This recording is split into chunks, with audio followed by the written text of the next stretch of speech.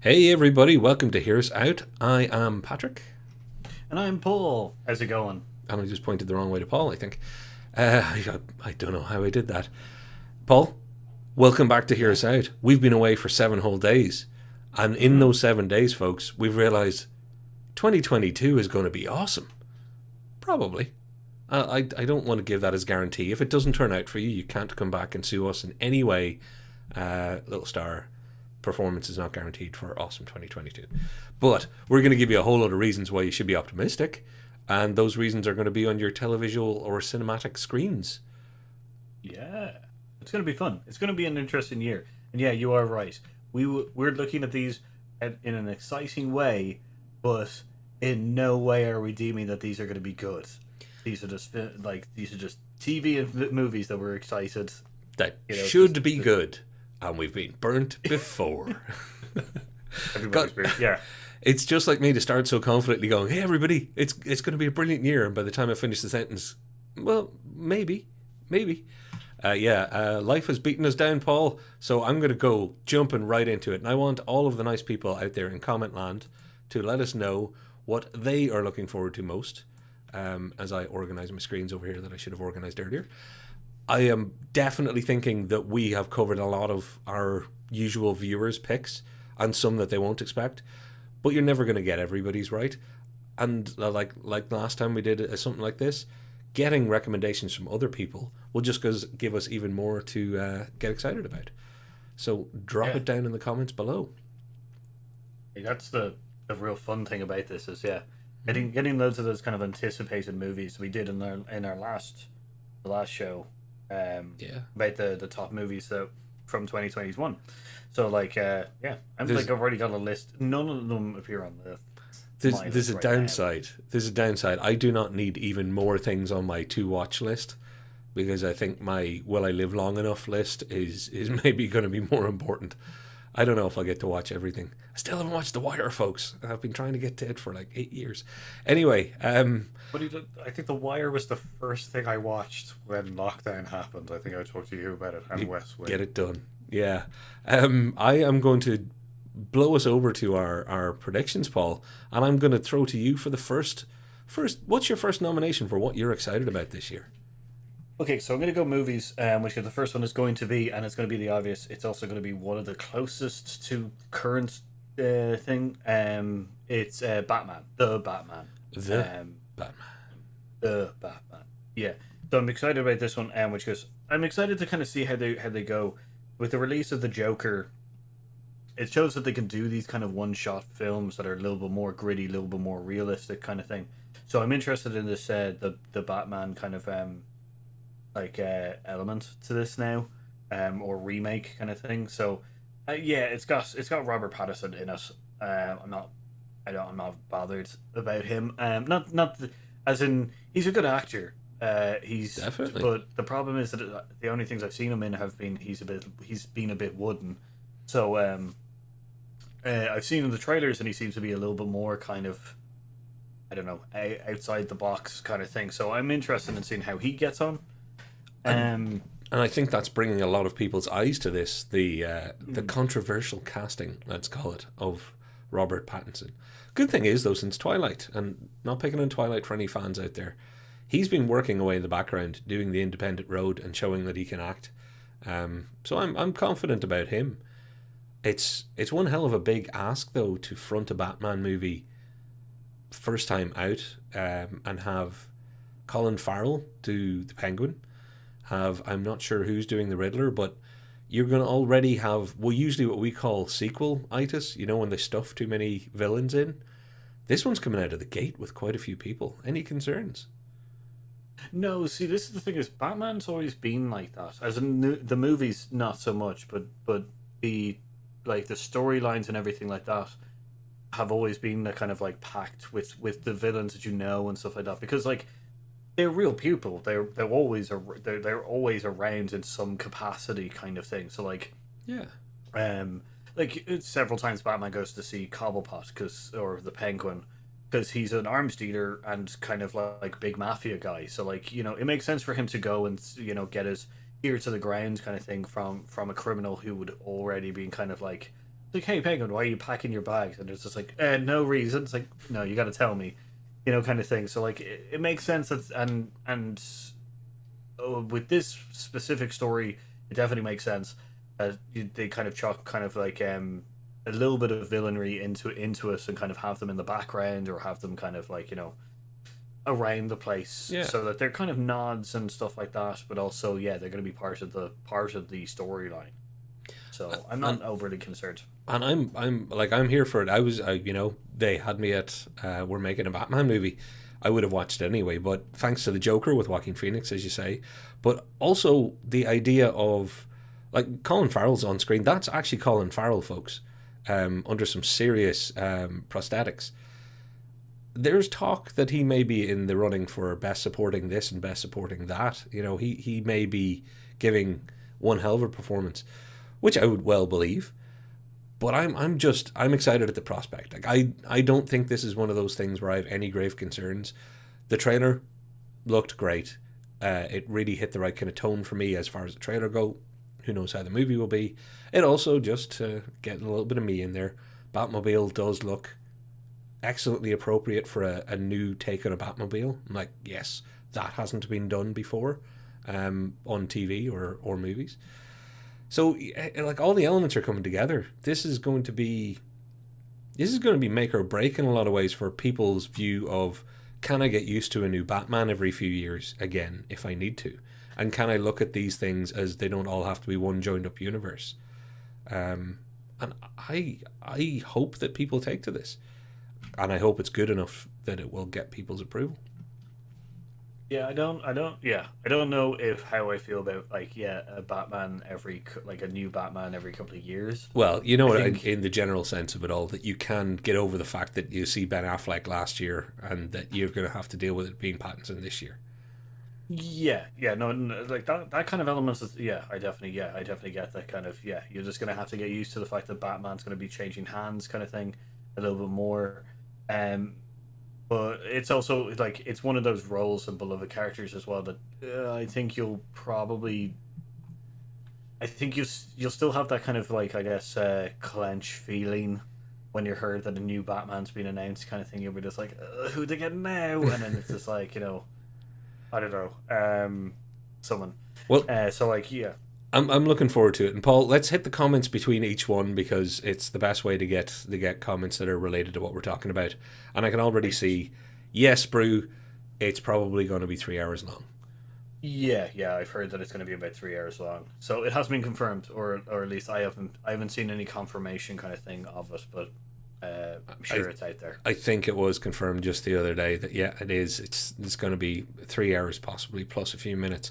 But hey, that is what that is. I'm not going to let it make me get less or more excited. It's going to make me consider my cinema journey and what I drink. But that's about it, really.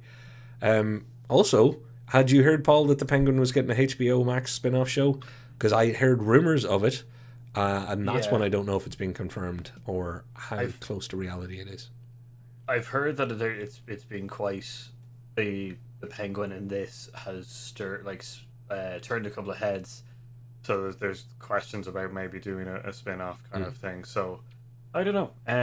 The only problem is that I don't know if the baggage from Gotham is also going to be carrying it down a little bit too much, or the fact that if Colin Farrell's portrayal of the Penguin in this is like amazing, that it might be too good, and it means that it's got such a hurdle to kind of get over that it might not be received well. Yeah. So I don't know. But I haven't confirmed. I haven't seen anything to confirm it. I will say the one character that I am really excited for is Jeff Wright's James Gordon. I can't wait for that. Jeffrey Wright is the guy who plays Bernard in Westworld. Or Felix Leiter in The Last Few Bonds. And he also had a role in the latter Hunger Games, for anybody who's trying to work out who he is. And he also did the voice over in What If. Weirdly, and this is going to be my controversial take before we move on, I'm not as excited about it. He is somebody I've not warmed up to, and I'm told he's an amazing actor. And at some point, whatever's wrong with me, I'll see it. I neither like nor dislike him. He's a very non-impactful guy for me. Which, again, I'm not saying he can't act. Just, sometimes you don't massively connect. So hopefully this will be the film that drives into my head. Now, I really, really do want to move on, but I want to say, Bruce saying that the length puts him right off, and Nora saying that movies get too long. She blames The Irishman and the Snyder Cut. And, yep. And look, not going to argue with you that movies are maybe taking the mick a little bit with their length, but I will say it should never put you off if you weren't going to go to a cinema to see it anyway. And a lot of people are like, oh, God, that's too long. So where are you going to watch it? Netflix. Okay. Then about 1 hour and 30 minutes in, you know where you end part one then, don't you? It's like there's ways and means. I wouldn't let it make me never watch a movie. I watched the Snyder Cut in like 2 goes. Like, yeah, I split it up. Yeah, and I watched it all in one, and I was really glad I did in the end. But like The Irishman, I watched in two shifts, I think. Right, I'm going to move on, Paul. So the Batman, we're giving it the excited thumbs up. I'm going to throw in one that's also coming up quite soon, and that's Moonfall. For those of you who haven't heard about this or seen a trailer yet, it's what it sounds like. It's a disaster movie where the moon is going to get flung into the earth, but there may be something behind it all. I can't spoil it because it's in the trailers, but there's definitely some sort of alien stuff going on. And again, don't need to get into this. It's Roland Emmerich doing a disaster movie, but brilliantly, and I do love this part, it's actually doing it with humour by the looks of it. And that, for me, makes this one of my most anticipated movies of the year now, because there is nothing more fun than a massive IMAX disaster fest that's bouncing along with a decent amount of humour. It's one of the great joys of cinema. Yeah, like it's nice to see a disaster movie not take itself so seriously, in the sense of kind of like what was a Geostorm?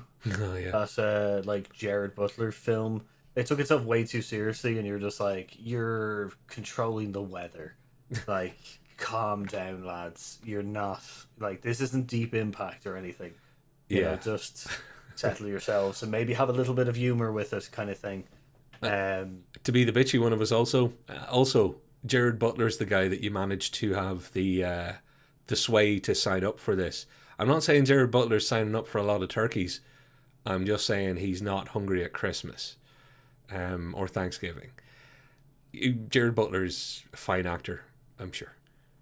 His agent needs to find a way to reinvigorate his career, or else I'm going to keep making these jokes. But yeah, look, Paul, Moonfall. You know that I frequent a particular cinema chain, which we won't mention in case we can get an endorsement from someone else. But in this case, I'm going to try and get myself some IMAX tickets, make this my one journey outside the house during the still darkest timeline for me, and I will sit away from everyone, but with a fabulously massive screen, and hopefully laugh my way through some excitement and some tension and some genuinely mind-blowing special effects that you can only ever really get from somebody firing a satellite like the moon at the planet. Like, who doesn't want to see that?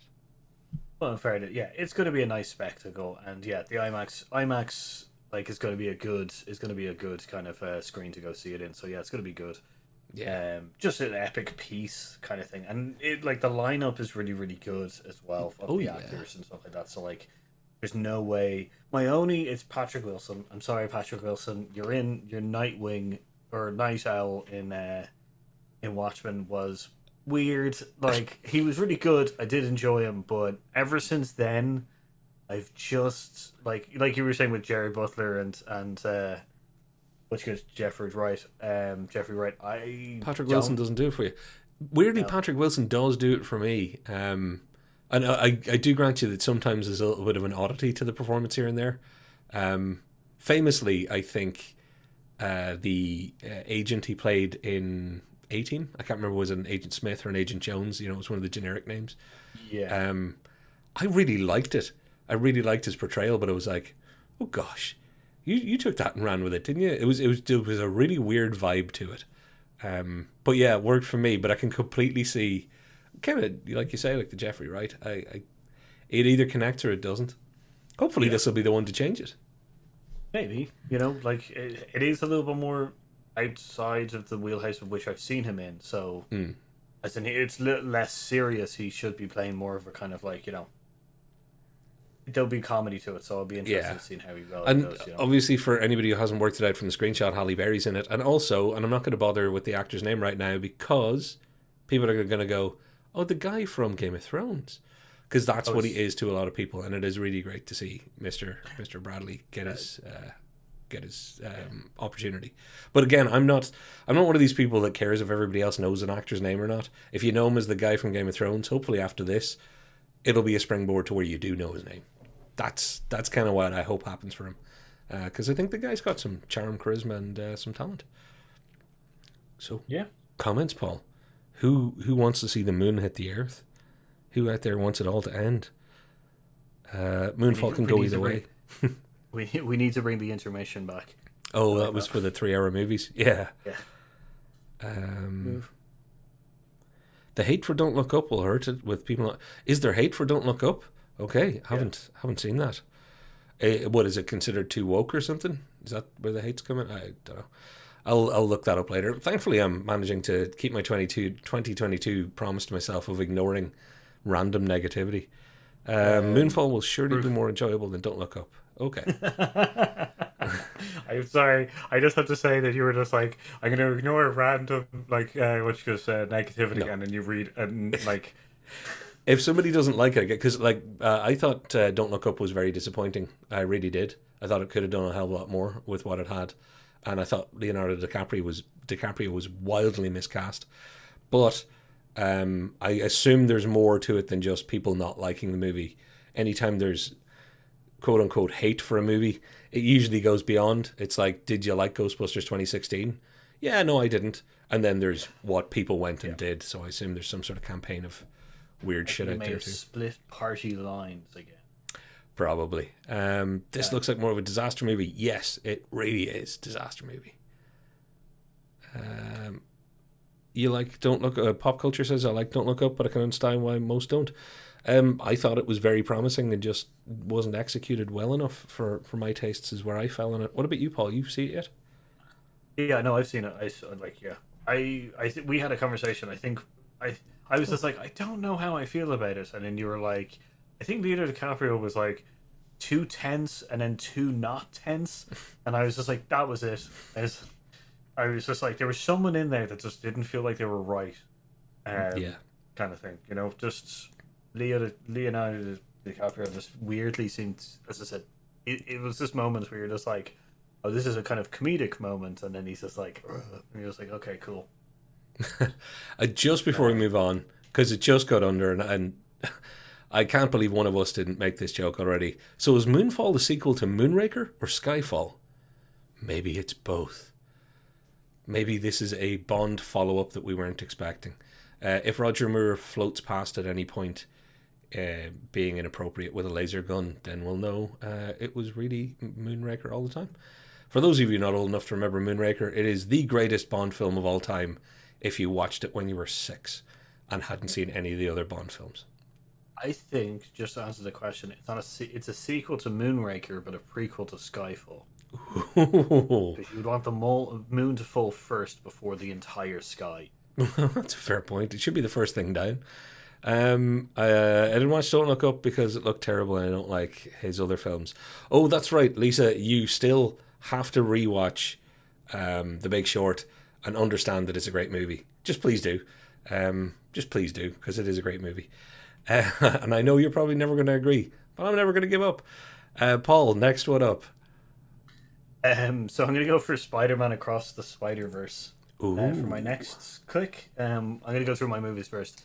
I'm excited for this one. I know a lot of people. I know a lot of people might be kind of a little bit more reserved about this. So see if lightning strikes twice, kind of thing. But I think it's just going to be a fun movie again. I'm not going to try measure it up against the first one in any way. So and it's gonna rehash Peter B. Parker again, and he's one of my favorite Peters around, I guess. Peter B. Parker's great. But yeah, no, I'm a lot more interested in kind of seeing how this film plays out. And I think as long as they bring even 50% of the fun and personality that they did in the first one, I think they'll do a great job. So that's my kind of take. And then the casting is just great, like the inclusions of certain people. Like, you know, we were talking before that like Oscar Isaac is coming into it and stuff like that, which is just going to be great. So I know I'm not in any way personally portraying the energy in which is currently inside of me about this film, but you're just gonna have to wait until see me like walking in with my Spider-Man hoodie and stuff. So there you go. Well, yeah, no, I'm excited. I can throw the outward excitement at it because I very much am.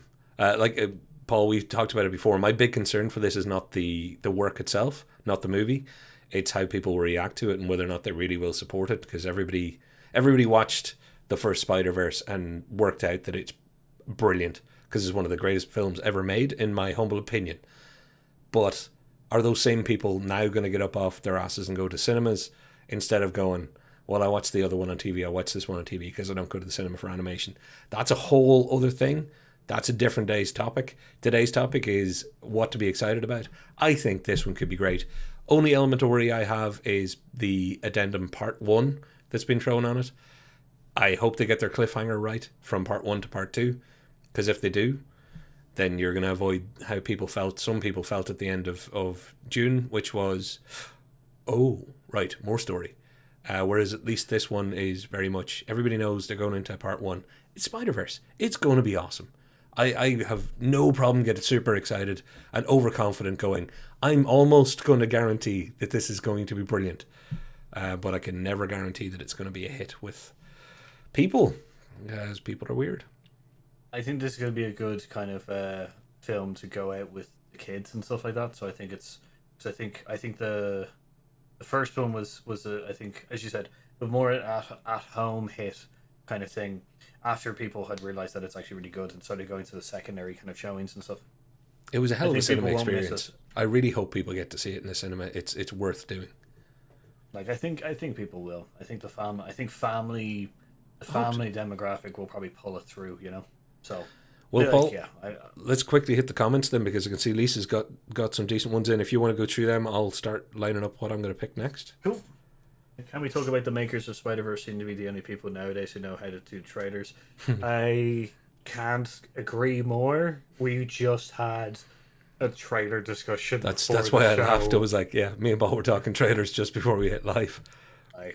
We were talking specifically about the Batman trailers because they seem to be just coming hot and heavy now, and we're worried that they're going to ruin something. Mm-hmm. The trailer is exciting and gives you enough to be hooked, but I have no clue what the plot is, and that's how it should be. Yep, yeah, definitely. Two thumbs up. We were kind of like, remember the days where you got a teaser, an action trailer, and then like a trailer that gave you enough to know, like, you know, just certain plot points, but nothing that's going to be like ruining of a movie. Teaser, trailer release. That's the way it should be. I saw this in the cinema, and I'm gonna see it in the cinema. Or sorry, I saw the original one in the cinema. I'm gonna see this one in the cinema. Yeah, like so am I. I've already bought. Like I'm already looking for tickets. If a series of movies are done well, do you really need a part 1? I think this is specifically continuing on with a plot line that it does need a plot. Like does need a part 1, as in like. You wouldn't say that the first Spider-Man is a part 1 to this Spider-Man just because it has the same characters. It's a completely different plot. It's a completely different plot line kind of thing. It will have some elements of the first one, but it's a different thread. If it's not going to have a conclusion, I guess they wanted to say part 1. If they're going to cliffhanger it and continue the same story that they've built in this one. But you know what? Interesting question. Possibly interesting topic for a video. So let's move on and save that one in the bank. Thanks, Ben. Cheers, buddy. Yeah, what makes it a part 1 or not? Paul, I've realised that we've slowed down because we're having too much fun, so I'm going to jump into my next one real quick, if you don't mind. And that is Everything Everywhere All at Once, which, if you say it like that, becomes a little song that you might end up saying in the shower or while you're doing dishes. Everything Everywhere All at Once. No secret that I like the multiverse and all that. I like the dawning of that now. But I particularly liked it for the idea that as it became more understood and more accepted, more people will do more interesting things, and unconventional and new stories not based on existing properties, etc. This is one of those things. Again, not going to spoil it. Watch the trailer if you want. put it this way: Michelle Yeoh is being pulled through a few different of her own dimensions or multiverses or whatever way you want to see it. That's why I've used this GIF. But the trailer should give you a real sense of this is going to be great. And I added this young chap in because if you don't remember Ke Huy Quan, I hope I've said his name correctly. You should remember him because he was in The Goonies. He was in Indiana Jones and the Temple of Doom. I'm really, really looking forward to this movie, Paul. This is one of those do a trailer right. This is how you do a trailer right. It doesn't fully explain what the hell's going on, but gives me so many different mental images that I can't get out of my head. I could have picked any frame from the trailer as something to show here. It just looks like it's going to be fun and interesting. Like a cross between Inception and Being John Malkovich, which I never thought I'd say that as a sentence. So I'm really, really, really excited about it. Yeah, it's this is the thing. I recently, or like back a couple of months ago, I tweeted that movie posters seem to be getting really, really good. Like, and I'm hoping that there's a few movies out there now that are kind of that are doing good trailers. So I'm hoping that it's going to become the more normal. I hope that they're going away from the as I said, carpet bomb a lot of them. But this was an interesting one, like, because I didn't know about it until you messaged about it, saying that this is on my list, and I was just like, I'm gonna go watch the trailer, and I was just like, go watch the trailer, folks, because that's why I don't want to say too much about it, because it's whatever people pick up out of the trailer themselves.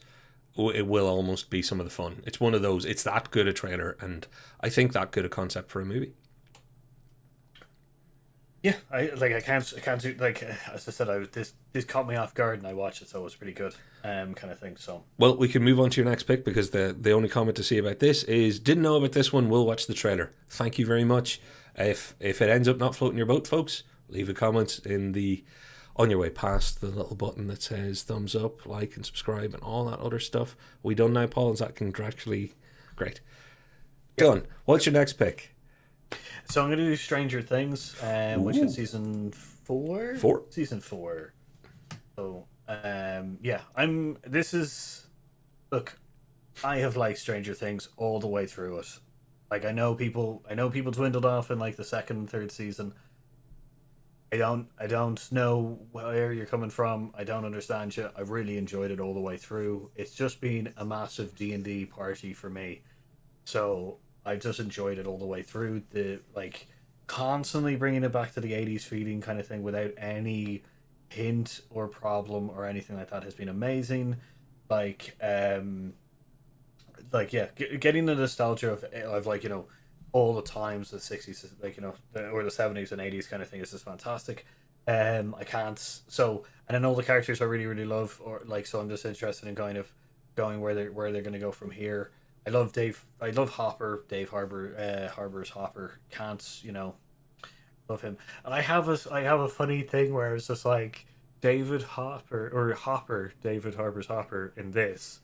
This is how his character in Black Widow. I was just about to say. I think I know where this is going. Yeah, that's all I'm going to say. I won't do any spoilers, but I'm interested. I'm interested in it, I know some people got kind of like messed up with some of the second seasons. Kind of like, let's not tie off any of the other things. I just enjoyed this series. I don't take it too seriously. So yeah. Paul, echo your sentiments completely. Look, I'm one of those people that would say, oh, that was a dip in form, but it was more just some storytelling quality for me. It wasn't about plot lines or any of the rest. But it's, you know, it's one of those things that had momentary dips along the way, but it was really, you know, from a top level. So we're not talking about anything ever getting bad for me. I dig Stranger Things. I'm with you. I'm also with you on the whole, hey, wringing the hell out of the aesthetic, getting into the good 80s vibe. Do it. They're not afraid of themselves, and I appreciate that. They can go wherever they want with this thing, and I'll probably follow. So that's my phone telling me it didn't understand that. Sorry. Thank you. That's our first digital personal assistant interruption, I think, in 4 years. And I criticized what you said, like. Well, Jesus. Paul, that's supposed to be your job. Damn it! Shut up, Android. Yeah. Where was I? Stranger Things, 2 thumbs up. Moving on, sort of thing. I'm down. Whatever the hell they do, give it a go.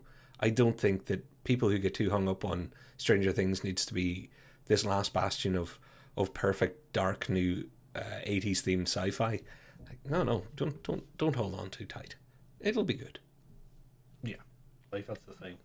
We'll run to the comments. There isn't too many of them. I don't. So I think people went through the which was trailer. Oh, for everything, everywhere, all at once. Yeah. Yeah. So I'm on board for Stranger Things 2. 4. Yep, that makes it a break. This is make or break for Stranger Things. I love the first 3 seasons. They can only make it 4 or 4. Yeah. Yep. There is pressure for it to be good in that respect, that it's been good. But you know what? I'm optimistic. Same as you, Paul. I think that's a great pick. Can I kick over then to? I believe you mentioned Nicolas Cage at some point. It's very rare that we have a one of our podcasts where we don't mention Nicolas Cage, because there is only one of him, and if there were 2, the world would be too crazy a place. Well, guess what? He's realised that. The people who wrote and made this movie realised that, because I can give this plot away up to the point that the premise of this movie, which is the unbearable weight of massive talent, is that Nicolas Cage is Nicolas Cage. He's playing himself. And he's down on his luck and needs a bit of money, and he gets hired by a rich person to come and be Nicolas Cage and Nicolas Cage characters. So it's one of those very meta kind of things, but because it's Nicolas Cage, I'm not sure what'll happen.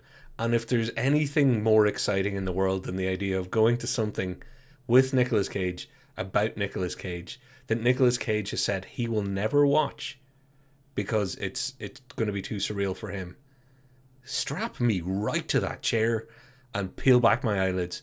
Cannot wait for the crazy. Just can't. Now, I know Nick Cage isn't everybody's thing because he's done as much bad as he's done good, frankly. But feck it, that's one of the reasons I love him too. I constantly wonder every time this comes up past me. You know the skit in SNL where Nicolas Cage and Andy Samberg, who is pretending to be the movie version of Nicolas Cage. Like, I feel like they just like, oh, that's a really good skit, or we should just take that and just make a movie out of it and just change it a little bit, kind of thing. Like, but yeah, I think this is gonna be fun. And like Nicolas Cage movies have gone up in my estimation in the last while. Oh, he's doing some seriously good work. It's true. Since Mandy, I've just been like, great, this has been real fun to see Nicolas Cage be. Like, I like the fact that he's found a gear and he's sticking to it and kind of thing. So I'm like, it's like he's just decided to live in a world where he is constantly doing the transformation between himself and Ghost Rider. And that's the movie's like, performance he decided to just pick. Yeah. So yeah, I'm really excited for this one. Oh, well, then just before we throw to the comments, also honorable mention for Pedro Pascal, because he's my pick for the next Nicolas Cage. If you've seen him in interviews, there's something not completely wired, like all the way together. It's like some of his wires just short a little bit now and again in that Nick Cage kind of way. So I think Pedro Pascal may be doing this movie thinking, you know, in about 30 years, be making one of these with myself. I think it's just a great pairing. It's going to be awesome. So what do the comments have to say, Paul? Well, the first one I see is this movie in capitals, which I assume is for this. So that's good. Other people are excited. Lisa seems to be very excited about this film. Popculture says the pig is made. I'm very excited about more Nick Cage stuff, so that's good. Another national treasure, maybe. Theory: there are 2 Nicolas Cages, and he's been fooling us the whole time. This could be it. You know, I think there's 3. Controversy, conspiracy theories. Yeah. And only one of them didn't do anything else. Like, he's the spare one. He's the rainy day Nicolas Cage. He's the one he's like, Nicolas Cage does the shopping. I've been looking forward to this film for so long. Cool, that's great. Yeah. I'm Yeah. glad that I figured that some of our audience would already be wise to this, because let's face it, Nicolas Cage, you can't ignore him. There you go. That's No. my new line for him. So Paul, Like, oh, just my only worry is that this is too meta and it gets lost in itself, kind of thing. Like, and then that's it'll my still be only. Nicolas Cage doing See something that bad, which is still Nicolas there, Cage doing something good, which is the snake eating it's its tail. It's there's an in no there is a level of Nicolas Cage that just becomes bad, and like true. it's very rare, but man, this is the movie that could definitely fucking like just like absolutely blow. Like this is the like hydrogen collider being turned on for the first time kind of thing. Like so the first people to witness this, and it's like Schrodinger's cat for the world. And It's so true. And I would just you pick your next one. But Ben's just said Multiplicity is a true story based on Nicolas Cage's. I would like to actually set you straight on that. It is actually a true story, Multiplicity, but it is actually also based on Michael Keaton. And if you watch his film career, number one and number two did all of the different roles. And there's maybe one film in there where copy number three took over. Yeah, if you know Michael Keaton's body of work, you'll be right where I am right now. I'm not sure who did Gung Ho. Not sure who did Gung Ho. I think it might have been number three. Anyway, what's your next pick, Paul? So again, it's going to be a sequel to a TV series. So The Boys season 3. Ooh. I'm interested in this one again. It's introducing some more characters that they've been kind of poking at. So yeah, I'm interested in it. This has been just a breath of fresh air in the superhero kind of saturated market, I guess. Because this is funny, it's horrible, like brutal, and yeah, that's been Delightfully dark. yeah, yeah. So like I'm just interested in seeing them going forward with it. So yeah, it's gonna be fun. And Like I don't have any more to it. no, Really, like, I don't want to be talking about the two characters below. I just want to show them and just be like, these are two new introductions of characters. If you've read the comics, you'll know who they are. If you haven't, I'm happy for you to be surprised and horrified and all that kind of jazz. well, that's the thing. I haven't, and season one was excellent, and it is the one thing that I was telling to all of the people that I knew that don't like superhero stuff. It's like, watch The Boys. It's not superhero stuff. If anything, the superhero angle is tangential almost to the horribleness of people. So it's well worth it. They've done such a good job so far that I am still genuinely excited. I think if it's anywhere near as good as the last couple of seasons, it may be one of the best TV shows of the year, because the last two seasons were just that. Yeah, like it's been a roller coaster of a ride that they just can continuously, which is delivered. So I'm hoping that season 3 is just as deliverable as the other ones, but I think it will be. Yeah. So. And my TV show pick is yet another reason that I'm going to have to flaming get Apple TV Plus. You know what, Paul? Karma exists. I spent 2 years doing like streaming wars stuff with you, going, ah ha ha ha. Apple TV is crap. They have nothing. They're the worst. Yeah, I joked, oh, if they're listening, then ha ha ha. Well, I think they must have been. And instead of retaliating in any negative way, they've gone, let's beat this guy by making him pay us. If they don't stop releasing news, I might have to get rid of all the other services and just go with it. For anybody who hasn't heard of Severance, again, there's a trainer out there. I'm not going to give away too much. Suffice it to say, you can work in a place where you sign an agreement that says you will not remember your workday during your private life, but during your workday, you won't remember your private life. So you get wiped in both directions. So you go to work, you get cleaned on the way in, let's say, and then your work you do your work and you meet your people and you do all that stuff. And on the way out in the elevator, they wipe you again. So you could meet people from work outside in the evening and you won't know that you work with them. That's the start of the premise. From there, it gets mysterious, dark, odd, and brilliant. It is an amazing cast. it just has that vibe that I'm gonna love it. It's gonna be weird enough. It'll be like a slightly weirder version of some of the Loki principles. You know, there's going to be a lot of okay, well, what's really going on here? I'm digging it. It's yeah, it's Apple TV Plus going into my bills. Like this is it. This is the thing that's tipping me over the edge. So that's how much I'm looking forward to it. Damn it. Yeah, it just reminds me of Paycheck a little bit. When I heard about it. So, not the Ben Affleck film, but the Philip K. Dick short story. So, but yeah, it's an interesting one. So yeah, you're right.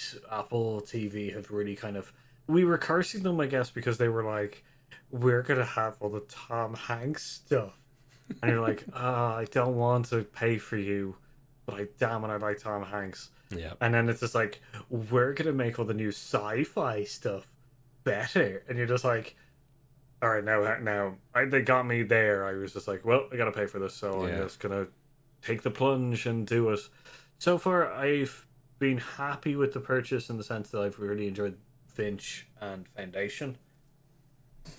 But your the Led Lasso thing has been a big pull for you as well. Yeah, I must give it a go. Jason Sudeikis.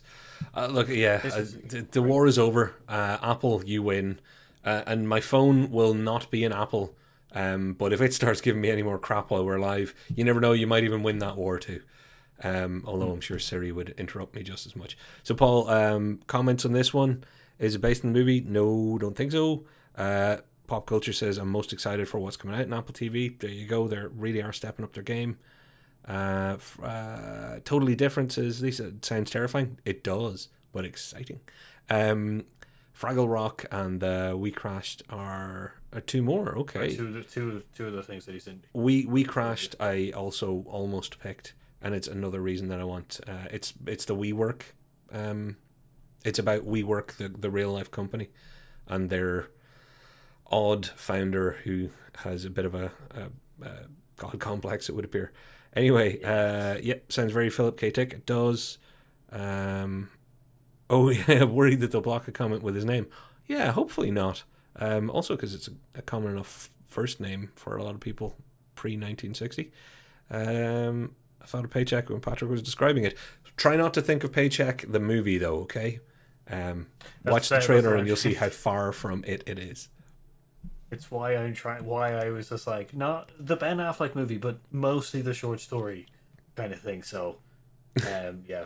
Well, Paul, that'll be awful. We're on to honorable mentions time. What one would you like me to pull up first? I have one TV, which is Picard. Yes, you do. Shit, sorry. Yeah. Excuse my language. Yes, you do. Picard. My bad. So yeah, Picard. I'm really interested in this one because I actually really liked the first Picard. It was a little bit of a difference to the Star Trek universe kind of thing. I've really liked Discovery, but Picard has definitely taken of the new stuff.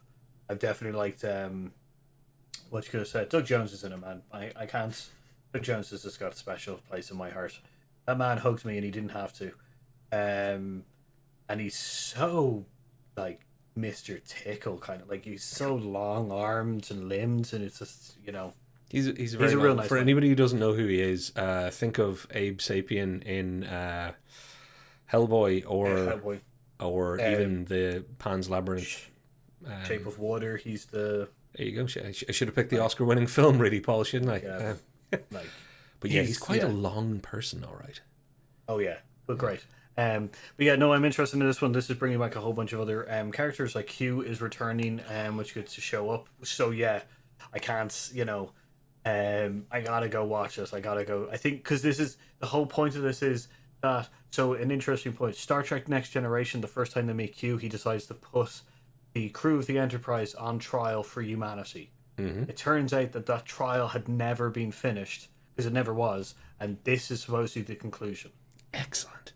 So like, they've taken a small concept from Next Generation and is fleshing it out into a big series or into a big season. So I'm really interested in seeing how this goes, kind of thing. So because they don't have data, they don't have like half the crew. Like they do have a lot of the crew, but they don't have data anymore. They have the Crater, Doctor Sung, and a lot of other new characters as well. And 7 and 9 from Voyager is in it. So Yeah. And Jerry it's Ryan's doing really doing a great job. I thought when she showed up in the series, it was like, has she, is she going to be able to carry this role? Yeah, she brought it on very appropriately. It was well written and well acted. I'm into Picard. I thought it was great. Wasn't into Discovery. Didn't think it was great. Picard really is where my Trek life is going. But I will say, John DeLance, who plays Q, I've had entire days in my life where, I may say that Martin Short is my spirit animal, but I've entire days in my life where John DeLance is my attitude. He's just brilliant, and I've had that feeling where I'm like, I'm having a DeLance day, I'm having a Q day. Can't even say Q anymore thanks to that letter being hijacked by so many different random things. But he's bringing it back to just normally meaning cool, omnipotent being. Anyway, I can't say I'm excited enough about Picard. I just, it's going to be good. It's going to be great. yeah, Now, just excited for it.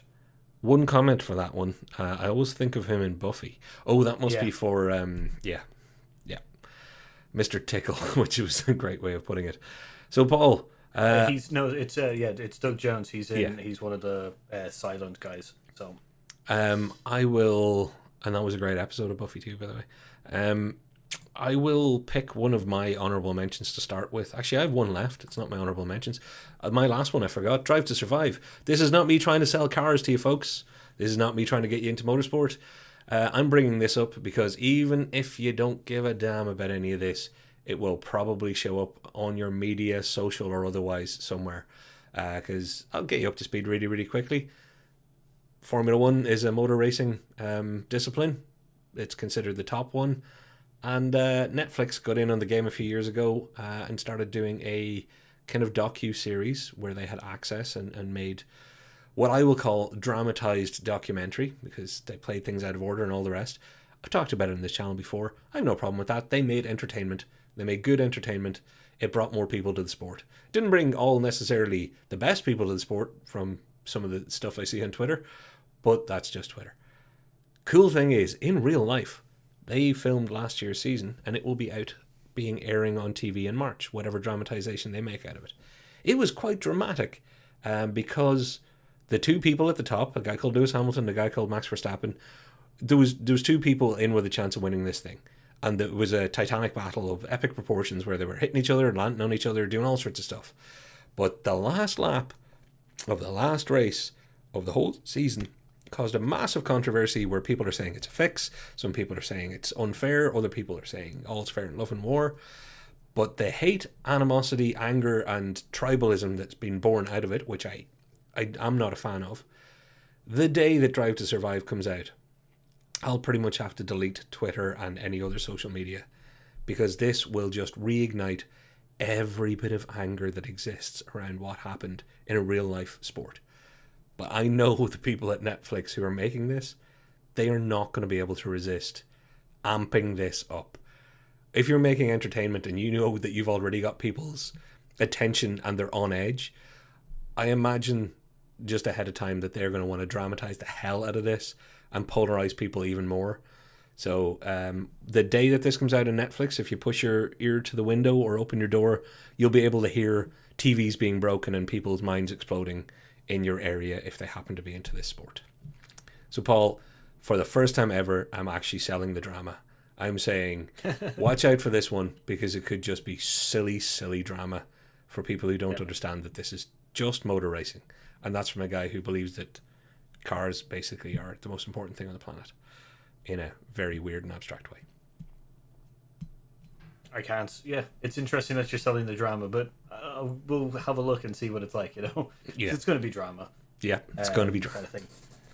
So I'm going to do my honourable picks. So I'm going to group these together. So Death of the Nile and Nope. Death of the Nile is the continuation of Murder on the Orient Express, the Kenneth Branagh version, where the great detective Poirot, Hercule Poirot, solves the murder of the Orient Express. This is the second one of that, which I'm really excited for.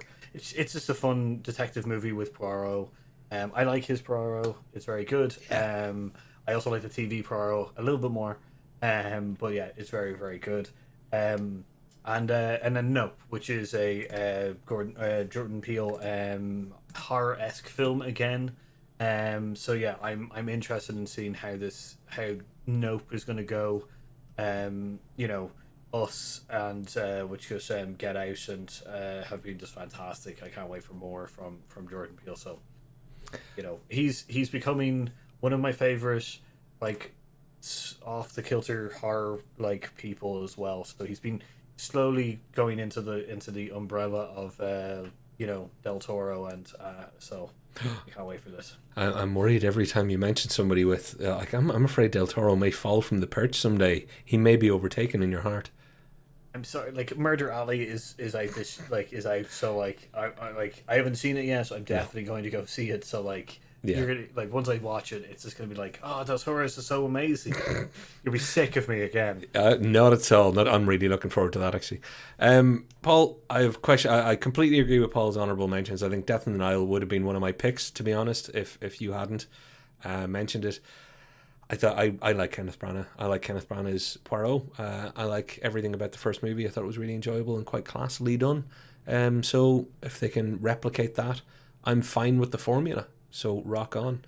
Nope.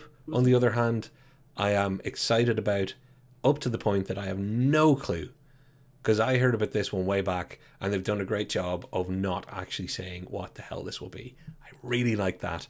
And if we had time now, Paul, I would be asking, do you think it's going to be aliens? Do you think it's going to be something about an evil fairground people? Do you think it's going to be that? Because we know there's going to be something evil or dodgy in it, because it's Jordan Peele doing his thing. But I also assume because he's quite the Twilight Zone-y type guy, including being part of the reboot, I'm excited, but I can't say why. I'm just excited to almost find out what this mystery present will be. It's the real one at Christmas that you open up presents or your birthday and you're like, I have no idea what shape that is. And then you open it up, it looked like it could have been a banjo, but it turned out to be a book and a very long spoon or something. Did that one on the fly, Paul. So, before my honourable mentions, anybody talking about Murder Alley? Is that what Nightmare Alley is called? Nightmare Alley, yeah. No, Did you say Murder Alley? I keep saying Murder Alley. I keep saying it. I knew exactly what you were talking about. It's because I think the original screenplay was called Murder Alley, and I think they were just like, that gives too much away. There you go. Not that it gives too much away. It doesn't. It just they think that it brings to another thing. So yeah, Nightmare Alley is what it's called. I just keep calling it Murder Alley. And Bruce kicked in with Nope is interesting. Nope is interesting. Mystery is always interesting, so that's good. But Paul, onto my quick ones now then. Funny you should pick a whodunit, because I've also picked a whodunit. But this time it's the competing camp. I thought Knives Out was an interesting take on the idea of trying to do Poirot, essentially. Trying to do that whodunit type of movie. Massive star cast for the first one. Don't even know what the second one will really be called. It probably won't be called Knives Out 2. But... and I'm going to let it soak in on screen for people. You've got Catherine Hahn, who I think is just like, she's amazing. There's nobody here who's not awesome. You got Catherine Connie, my God, Janelle Monáe's there. These are all amazing actors in their own right. There's only one of them that I don't know, and I want to pull up her name really quickly. She's the young lady who I haven't actually seen. It's Madeline Klein, I believe. But, Ed Norton, everybody is in this that I'm curious about seeing in stuff again. I don't know what the plot's going to be. This is my nope. I have no idea. But I'm okay with another Knives Out whodunit. Much like with Branagh and doing the Poirot stuff. If they can recapture the magic and stick to a formula, again, fine with formula stuff. I eat foods that I like regularly. They don't change how they taste, but I like how they taste every time I eat them. Also, it is interesting in Knives Out. I keep thinking Knives Out and also the Nightmare or Murder on the Orient Express is like a Wes Anderson light film. Is that weird? I kind of understand. Do you know what I mean? I kind of understand. Weirdly, yeah, like it's not Wes Anderson, but it has like both of them have loads of Wes Anderson esque Yeah. items, not to the extreme weirdness or the extreme Wes Andersonness. And you know what? Jessica Henwick being in this, it's another one. She was recently in Matrix, and prior to that, she's been in a Marvel street level hero show called Iron Fist. She was actually in Game of Thrones. She's just cool. She is just the epitome of cool. I find her performances believable and magnetic all at the same time. So I'm really looking forward to seeing if she's close to top billing with Catherine Hahn. What the hell story are they going to tell, and how good will it be? So wickedly ready for it. The little comments on that. Let's see. There's a few comments. Great cast. Thank you. I definitely agree. I'll tell you now who done it in Knives Out. It was Agatha all along. Hey, I love it. For anybody who doesn't get that, you have to watch WandaVision. What a great cast. Knives Out 2, amazing, but isn't it being paid by Netflix now? Yes, it's a Netflix production. It will be. I don't know what its cinema release schedule will be, but yeah, it's Netflix are paying for an awful lot of stuff involving our ex Bond up there. Madeline Klein is in Stranger Things, so I have seen her. Okay, cool. I'm not familiar with her work, so I'll try and work out who she is. Thanks for that, Lisa. I'm gonna go and IMDb her properly and work out which character she was. My last one, Paul, then, because I know I've pushed this over time with my exuberance. She-Hulk. I had to get one in there that nobody else was really thinking about. I just think She-Hulk could be great. Anybody who's like, oh, it sounds dodgy, I'm not into comics, and what the hell, Hulk, is it just not just Lady Hulk? No, if you watched Daredevil, then you'll know there's a great opportunity when it comes to having street level heroes, as I'm referring to them. Having people who are based in a world that we can walk in and around, and also giving them professions. And much like Daredevil, She-Hulk happens to be a lawyer. I do have a history of liking law stuff. I do have a history of liking Marvel stuff. Marvel law stuff. It's all looking quite good for me, Paul. Is this like Boston law, where it's like LA, like, or Marvel law, you know? we might have a Denny Crane kind of thing going on. Yeah. I'm really hoping that it works out. I didn't actually watch. It's Tatiana Maslany, I believe her name is. I didn't watch Orphan Black, but anybody I know who has watched it says she is quite the force to be reckoned with on screen. So, again, thumbs up, thumbs up, thumbs up, thumbs up. Everybody's looking forward to Moon Knight. I'm not picking Moon Knight because there's enough buzz around it. She-Hulk, starting the buzz now so that people can get over themselves in time for it to come out. So Paul, there endeth my plea. So we'll go quickly through. There's some last minute comments, or there's one last comment. What do you have viewers who react that way to comics? And it's just like we have in the past. Yeah. So nothing extreme or anything. Just you're going a bit overboard with the Marvel or comic kind of content, which we're trying to be more inclusive about all of our stuff. So yeah, it makes sense. And not everybody's into everything, so we try and spread it around. Which is why I'm only allowed one car reference per show, and I got a whole Drive to Survive thing in there. I got to put Formula 1 cars on screen. Cheeky me. Paul, would you mind getting us into our wrap up? Yeah. So which is comment down below, which is on the VOD, which gets released pretty much immediately, or gets processed and will be released pretty much immediately after the live. So comment down below some of your top picks of movies that you're anticipating that maybe weren't on the list, or if you have a problem with one of the ones that we've picked, let us know. We'll love to hear comment back. So and also tune in next week at the same time. On Thursday. I'm not going to say Bat Channel, don't worry. You almost did. I was going to go with you on it too. Comment down below, like and subscribe, ring the notification bell, message us on socials and stuff like that. Share us out. It really helps us out if you share us out and stuff, and gets us spread a little bit more kind of thing. But yeah, thanks very much. I've been Paul. I've been Patrick. And we've been Hear Us Out. And we love you all. Take care. Bye bye.